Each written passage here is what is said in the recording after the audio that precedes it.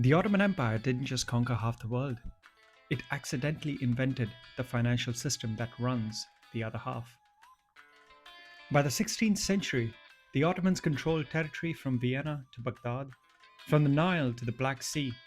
Running an empire that size costs money, more money than any treasury could hold. Hence, what the Ottomans did hereafter changed global finance forever. The system was called iltizam, tax farming.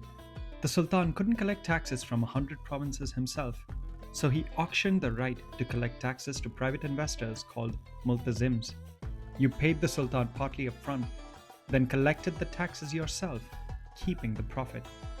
This sounds simple, but here's what it created. To buy a tax farm, investors needed capital they didn't have, so they borrowed. To borrow, they needed lenders. To attract lenders, they offered returns.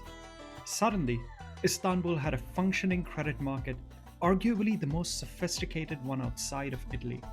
The very detail most people don't know: European banking houses used Ottoman debt instruments as collateral. The Ottomans were so financially stable in their peak century that European merchants considered Ottoman paper more reliable than European royal promises.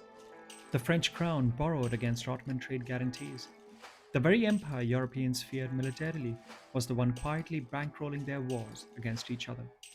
When the system eventually collapsed, through corruption, debasement of currency, and multazim's bleeding provinces dry, it didn't just hurt the Ottomans, it destabilized the entire Eastern Mediterranean network that European trade depended on.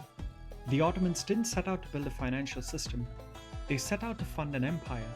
What they built by accident looks remarkably like what we still call modern finance: private equity, public debt, and the quiet understanding that empires run on credit, not just conquest. Next, the man who accidentally drew a line between two countries. Subscribe so you don't miss it.